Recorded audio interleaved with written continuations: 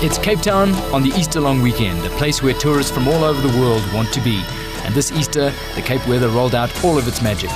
In amongst all those tourists was a host of international ski paddlers that had descended on Cape Town for the inaugural Ski World Cup. South Africa proud to be hosting the Mazda Drifter Men's Health Ski World Cup over 2 days over the Easter long weekend. The calm waters of the Royal Cape Yacht Club providing a deceptive glimpse of the ocean that would be playing host to some really dramatic racing. In the country, paddlers from South Africa, Australia, New Zealand, Tahiti, France, the United Arab Emirates, as well as Ireland, in amongst a field of paddlers that included some household names like Dean Gardner, Tim Jacobs from Australia, Lewis Loughlin, the Tahitian legend, Danny Morrison from New Zealand, and so many more.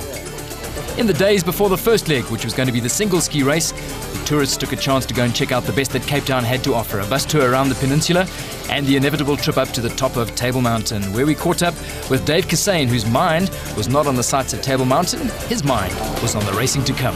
I'm very excited about the conditions. I think that they're very similar to what we're used to racing in Australia. Obviously the South Africans are going to have an advantage knowing the coastline like they do.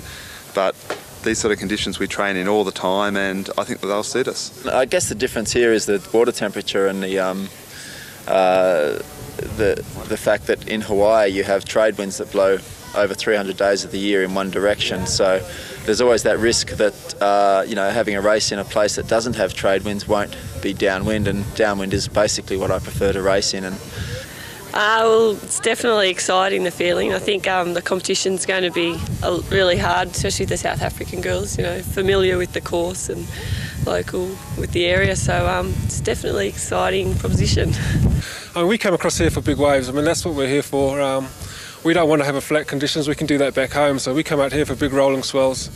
That's what we're excited about, and that's why we've come out here. The conditions maybe would suit more the downwind paddlers, but nature's just the way nature is, and the good guys can handle the conditions no matter what and no matter where you are. We train in all conditions, and I believe that sort of the best paddler in the world has got to be someone that can compete in all conditions, not sort of favour downwind or flat conditions. I think you've just got to be good in everything. And with the single ski race just 24 hours away, nobody was quite sure what the Cape Doctor was going to cook up for the first leg of this big event. It's not quite industrial espionage or trying to get rid of the enemy earlier, but some of the paddlers were pushed over the top of Table Mountain. I hope to get scared. That's the idea. A bit of an adrenaline rush. Yeah, it'd be good. With such a large contingent of international countries represented, all of whom have sent their top paddlers, this event is a real coup for South Africa and marks a major step forward in the evolution of ski racing globally. This event is genuinely of a World Cup status as the sport strives for international recognition. The presence of the top paddlers and the enthusiasm with which they have embraced this event certainly bodes well for the formal recognition of ski racing, not only at a national level but ideally by the International Canoe Federation, and hopefully in the near future the formation of an event that will qualify as a world champion so that a world title can be issued to the world's top paddlers. The South African team, everybody was tipping them to take local knowledge. One of those is Matty Bowman.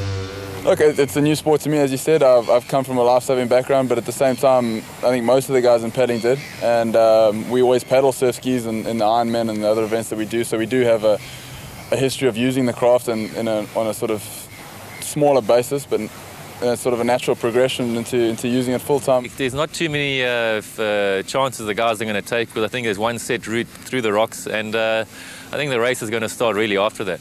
L'équipe de France est très jeune, mais c'est une volonté de notre part de tout de suite. Yes, the team is a very young team, but it's part of our strategy to actually get young paddlers in, get the training on the different countries, so that later on they'll be able to make it around the world and be amongst the best. Ici en Afrique du Sud. On est venu en Afrique du Sud pour avoir. We came to South Africa to have these conditions, so we're looking forward to a rough sea with a nice waves, so that we can do it. The overseas crew of probably maybe Dean Gardner and maybe Tim Jacobs, depending. I think they're going to have the speed early on, and then maybe local knowledge might pay off later on in the race with Herman Chlipsky, maybe myself and David Mocky. Tomorrow's race conditions will be quite new for me.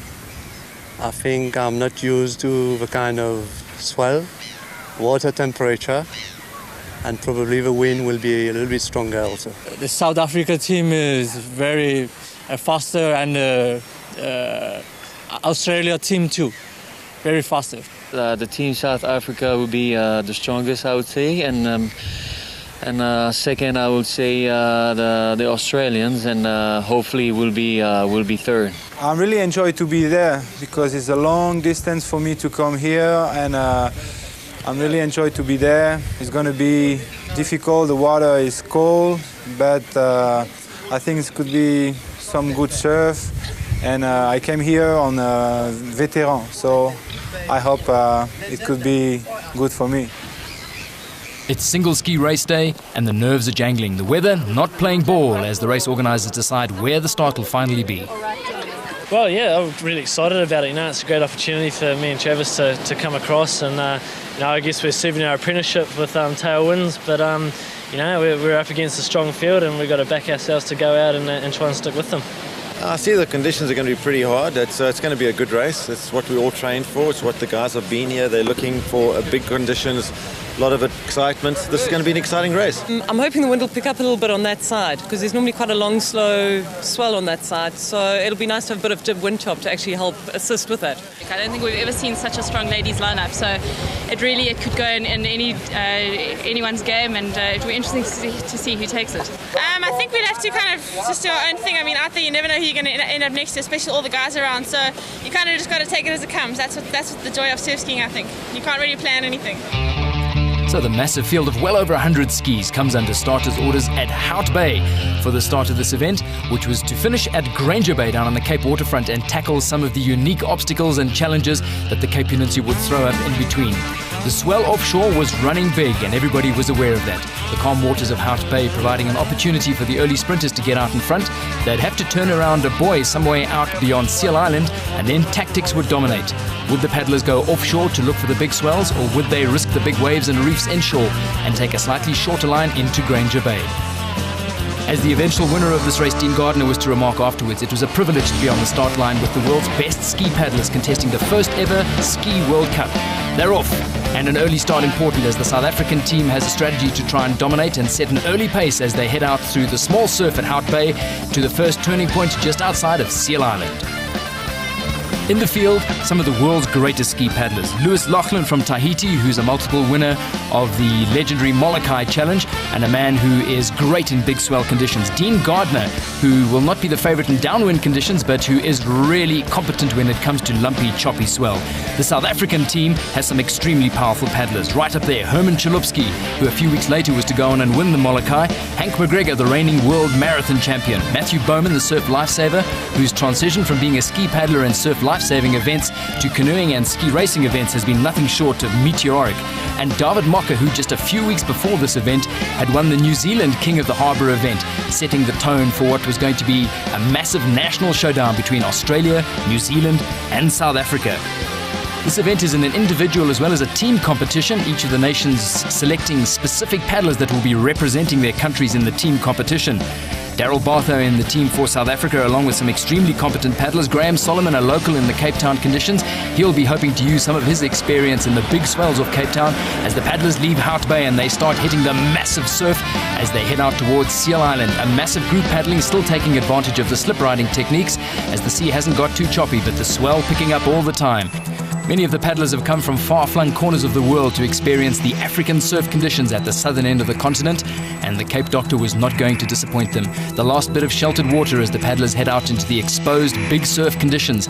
And once again, a gamble. Do you go close to the rocks and risk the breaking waves, or do you take a line further out shore where there's going to be bigger swells, but more safety from those rogue waves that could tip a ski and dump a paddler without any warning? As they head out to Seal Island, the paddlers had to negotiate a turning buoy, and it's South African paddler Herman Chalupsky who set the early pace. Extremely competent ski paddler. He and his brother Oscar Chalupsky have been dominant figures in South African surf paddling for many years, and he's setting the early pace as the ski, which includes a number of top Australian contenders in the top 10 at this stage, including Tim Jacobs, Jono Chalmers and Dave Kasane, are right in contention, along with South African paddlers Hank McGregor, Matty Bowman, David Mocker, Graham Solomon and Daryl Bartho. Eager spectators watching on from the luxury of Camps Bay as the decision time comes and Herman Chalupsky has opted to take a line offshore. He's extremely skilled at riding these big waves, and with the downwind conditions, he'll be hoping that the Cape Doctor is going to whip up some big swells for him to race all the way to Granger Bay. The Aussies, however, have decided to go far more inshore. And as they head towards the city centre, the race has panned out into two completely separate races in one. The Australians, being led by the experienced Dean Gardner with Tim Jacobs and Jono Chalmers in tow, have opted to take a line very close to the shore. But further out to sea, here's a picture of Herman Chalupsky, who's been looking for those big swells and runs to try and accelerate him. He's a master at riding in these conditions. With him is Hank McGregor, Matty Bowman, Daryl Bartho and David Mocker, who are all trying to follow his lead. But Herman has realised, having caught a few glimpses of the Aussies, that they're ahead of him. And he's going to have to pull out something really special if he's going to stop an Aussie clean sweep, and that would be a dramatic start to the team competition. The safety boat being vigilant all the time to make sure that not only the front contenders but every single one of the ski paddlers in this race are under complete vigilance. But it's an impressive performance from Dean Gardner, who's using the conditions inshore to optimal advantage. Herman Chalupsky grinding away in the background, but there's nothing going to stop them. It's not a shark, it's a massive sunfish, but a huge specimen at that. And the media on board the helicopter have the prime seats in the house because they can catch a glimpse of the real race. Dean Gardner on the inside, powering his way through the surf, and way outshore, Herman Chalupsky, who's busy riding these swells. These paddlers can only occasionally catch a glimpse of each other. Dean has done enough to stay clear. Herman has caught up with Tim Jacobs and Jono Chalmers, but as he comes into the Granger Bay finish, it's Dean Gardner from Australia with just less than 2 hours paddling under the belt, who becomes the inaugural single ski champion at the Mazda Men's Health Ski World Cup. Just more than a minute behind him, an exhausted Herman Chalupsky, who has powered his way through the surf to catch Tim Jacobs and Jono Chalmers. He's going to get the silver, and you can see the price that he's paid to power his way through from his gamble offshore to settle for silver, a medal that he'll be suitably proud of. In third place, an Australian, Tim Jacobs, making it Aussie, South Africa, Aussie, adding important points to the Australian team for the team competition. The turn I was probably around 15th or something like that. It was pretty close. There was a big group together. Herman had the lead, and he turned the can and went out wide, and then I went inside with Tim Jacobs and Jono Chalmers and myself, and we sort of cut the corner a little bit, and I think that we got a few hundred metres on Herman there, and I think I just managed to hang on to that the whole way. I got to the turning mark first at Dungeons, and I decided to go way out to sea and then try and catch the westerly swell back into Clifton and then Mooley Point. But the Aussies cut in through the second Pinnacle Reef, I think it was, and they got quite a distance ahead, so I had to crank like mad just to catch him. But at the end of the day, Dean paddled a great race, and I was happy to come second. And eventually completing an Aussie 1-2, Holly Hughesner coming home to win the ladies' race after a dramatic dice with Nikki Mocker. Well, it was pretty good conditions actually. Nice, good swell coming through, so made it pretty fun, and lots of surfing and cutting back on the waves. It was good. They were great. I loved them. It was very choppy, huge swell running at the beginning. But just the kind of conditions I like. I really like some moving water. It was great to be able to play in there. So in the men's single ski competition, South Africa and Australia trading places all the way through 1-8. Australia leading the team competition 72-67, with Holly Hughesner winning the ladies. Nikki Mocker, after her battle not finishing, her bung problem leading to a sinking ski. Kim Roo taking silver. Friday was race day, Saturday was rest day, and most of the international contingent decided to take advantage of this opportunity to go and check out one of the icon tourist destinations in South Africa, a boat trip out to Robben Island. Not only was this an opportunity to soak up some of South Africa's history, but it also gave them an opportunity to have a close-up look at the surf conditions, because the day after, on the Sunday, the double ski race would depart from Cape Town, head out to Robben Island, turn around the island and return. So this was a chance for them to get a close look at the surf that would determine the outcome of not only the double ski race, but the team competition so carefully locked at this stage between South Africa and Australia.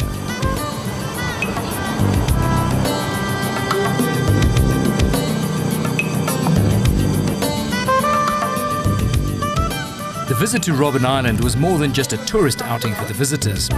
South Africa hosting the Mazda Men's Health Ski World Cup comes at a time when the country is celebrating 10 years of democracy. The tourists were struck by the visit to the island, where they saw the mines, where the political prisoners were put to work, the cell block where Nelson Mandela spent much of his 27 years incarceration, and they heard former prisoners describing their hardships. For the South African athletes on the trip, the visit reinforced the massive strides that have been made in 10 years of democracy and the confidence and competence that has come with it. The confidence and competence that has seen Alistair Fraser and his organising committee put together the world's first ever Ski World Cup.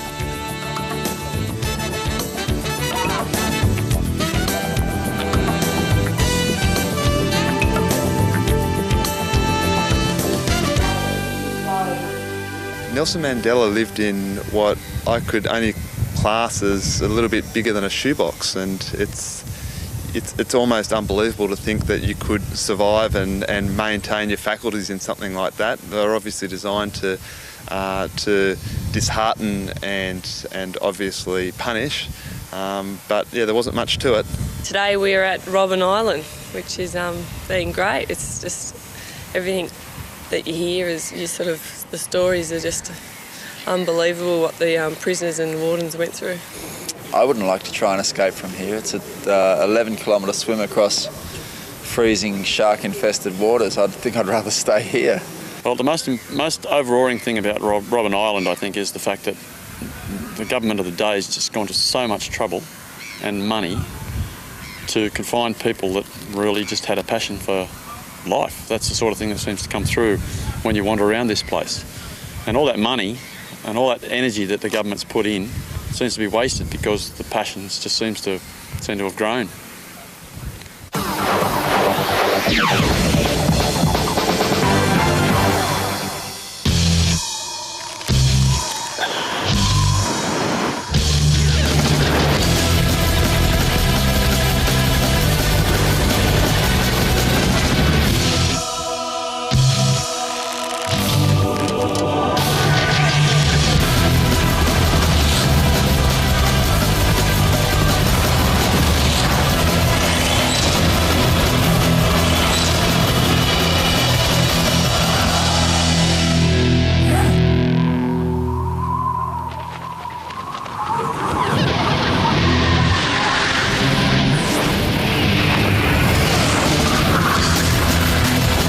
All-new Mazda Drifter.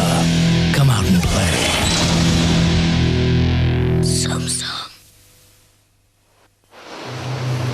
Race day number 2 in the Mazda Drifter Men's Health Ski World Cup.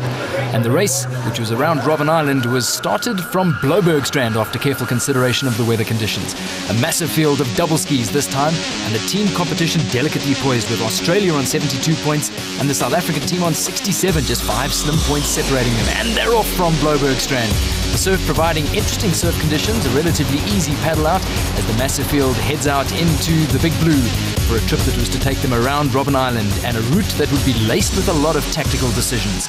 Out in the field, some really potent South African crews that were expected to dominate in conditions that they know, like David Mocker and Graham Solomon, Maddie Bowman and Herman Chalupsky, Barry Lurn and Daryl Bartho, as well as the Pete Cole-Anthony Stott combination, which has had plenty of experience in the Cape Waters. Some early casualties as some people take an early morning swim on the paddle out through the surf.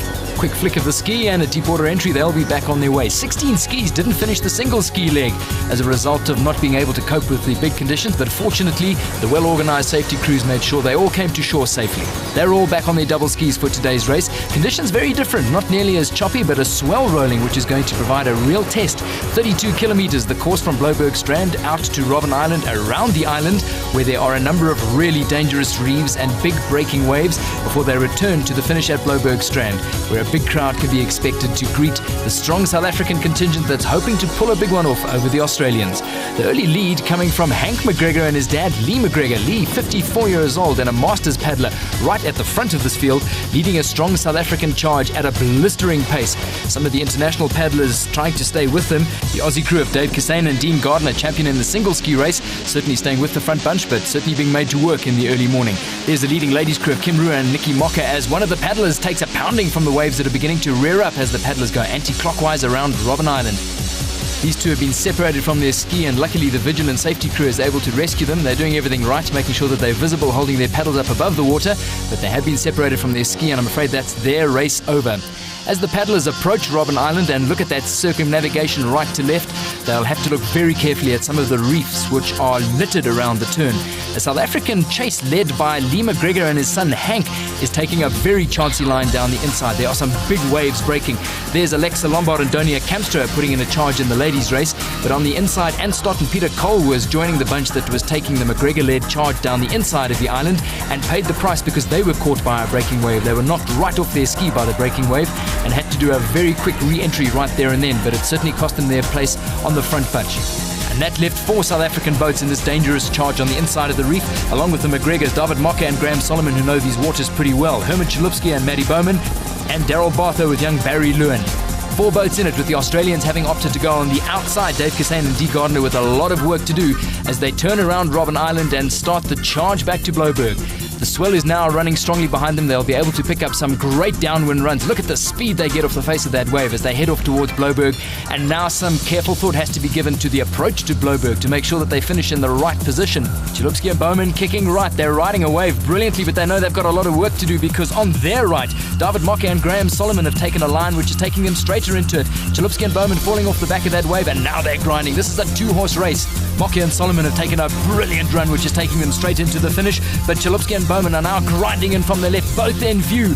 Mocker and Solomon in the front and Chalupsky and Bowman on the outside. Who's going to get to the beach finish? It's going to be Mocker and Solomon who've got the privilege of the straight paddle, and they can sniff victory as they take the final shore break. And Chalupsky and Bowman still trying to make ground to their right, and they flipped. That's their race over. After a fantastic charge, that leaves the door open for deserved victors David Mocker and Graham Solomon, both Cape Townians, and both delighted to be hitting the beach first and flying the flag for South Africa in the double ski leg of the Ski World Cup. You can see the celebration, jubilation. They punch the air with their paddles. They're going to be taking gold in the inaugural double ski World Cup. Congratulations!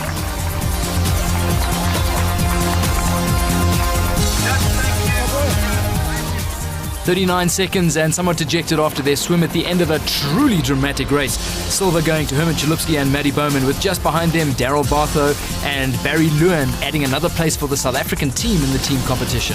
Remember, just 5 points separating the Aussies and South Africans, and with second and third skis home both belonging to the SA team, this is just what the doctor ordered. Look, it was a very tough race. There was a big group of guys for most of the way. And going around the island proved to be quite critical. That's where the Australian crews dropped off. Very, very tactical going through the waves there. And then on the way home, also it was a neck-and-neck battle between us, Daryl Bartho and Barry Lewin, and Herman Chalupsky and Matthew Bowman. And after such a long race, for it to come down right to the finish here, I think we were blessed with a wave just from the back, and a nice exciting finish. As far as the ladies' race is concerned, in an hour 44, the champions also bringing home the bacon for Cape Town, Kimru and Nikki Mocker. Eventually 3 minutes 30 ahead of the second place crew, Alexa Lombard and Donia Kamstra. Third place in the ladies' race, eventually going to the mixed crew of Holly Husner, remember champion from Australia in the single ski race on Friday, teaming up with Neisner's Michelle E-Ray. But the champions for the ladies taking gold in the double ski, Kimru and Nikki Mocker. Second place going to Alexa Lombard and Donia Kamstra, the crew that won the Hansa Parade Doozy in January and are turning out to be a formidable combination together. The ladies' race always a tactical one as they try to stay with the faster men's crews to gain as much advantage and to master the difficult swell conditions. Yeah, going out it wasn't too bad. We managed to get a bit of a gap, got hit by a couple of waves, but no real problems, and there were 2 or 3 waves and then we were through, and then it was just a matter of trying to work on the bunches going out. I think we didn't really see the other girls the whole way. We had a good start. We didn't get hit by anything. We checked around. They were in the second, 2 bunches behind us. So we just put our heads down and we hung on with the bunch that we were with. We really had to work hard on the way out to the island. We were grinding our guts out, and we just wouldn't drop off the bunch that we were on. We were just hanging on for dear life. And then when we got to the island, we still couldn't see them. So we just had to maintain and keep our heads down. And we knew if we stayed at the bunch we were with, we should stay ahead of them, really. Well, I think from this event, people have seen how successful and how organised South Africans are in surf skiing and how big surf skiing is in this country. And we're hoping that it will go around the world, going to Australia, New Zealand and France and Tahiti, not in any particular order, but whoever can offer the best venues and the best organisation from here on. So I really think there will be a big future for this sport. So at the end of a fantastic weekend, 2 days of classic racing that wrapped up the Mazda Men's Health Ski World Cup, the inaugural Ski World Cup, it was time to hand out the spoils to the victors, and some truly memorable performances were awarded at the prize giving. But as the individual medals were awarded, there was much anticipation of the outcome of the team competition. Remember, going into the double ski race, there was just 5 points separating South Africa and Australia. That 1-2 in the men's race, followed by a 1-2 in the women's race. Was it going to be enough to get overall victory to the South African team? Eventually, as the trophy was lifted, the South Africans bagged 93 points up against the Aussies 89, making a thrilling finish to a truly memorable inaugural Ski World Cup. David Mocky and Graham Solomon taking the gold. Trophy celebrations going back to Cape Town with the South African team paddlers in 2 and 3. Ditto for the ladies' race. South African 1-2 with the mixed crew coming in third. And then confirmation of that team result. Just 4 points separating South Africa from Australia.